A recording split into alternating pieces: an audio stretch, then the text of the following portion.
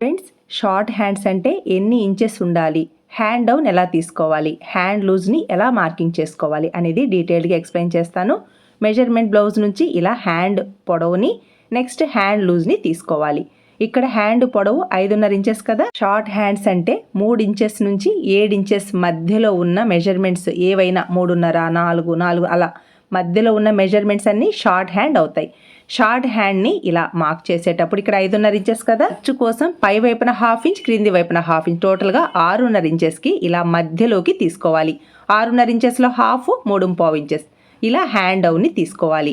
Hand లూజ్ని mark చేసేటప్పుడు ఇక్కడ black colour ఉంది కదా, అలా కొంచెం లూజ్గా పైకి ఎత్తినట్టుగా కావాలి అంటే హ్యాండ్ లూజ్ కొంచెం ఎక్కువ ఇవ్వాలి. లేదు టైట్గా కావాలి అంటే మనం పర్ఫెక్ట్గా హ్యాండ్ లూజ్ మార్కింగ్ ఎలా ఉందో సేమ్ అలా మార్క్ చేసుకోవాలి. అర్థమైందా ఫ్రెండ్స్? ఇక్కడ హ్యాండ్ డౌన్ మధ్యలోకి తీసుకున్నాం కాబట్టి క్రింది వైపు నుంచి అయినా 3.5 ఇంచెస్ ఇవ్వండి, పై వైపు నుంచి అయినా 3.5 ఇంచెస్కి ఇలా మార్క్ చేసుకొని హ్యాండ్ కర్వ్ షేప్ చూసారా ఇలా రావాలి.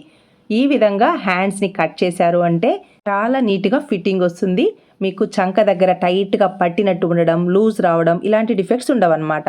హ్యాండ్ లోతు కూడా చాలా ఇంపార్టెంట్. పై వైపున టక్స్ పాయింట్ దగ్గర నుంచి 1 ఇంచ్కి, క్రింది వైపున టక్స్ పాయింట్ దగ్గర నుంచి 1 ఇంచ్కి, మధ్యలో 1/2 ఇంచ్కి ఇలా లోతుని మార్క్ చేసుకోవాలి. షేప్ ఇలా రావాలి. ఫుల్ వీడియో ఛానల్ నేమ్ క్రింద ఉంది, చెక్ చేసుకోండి. లైక్ చేయడం మర్చిపోద్దు ఫ్రెండ్స్. Please subscribe.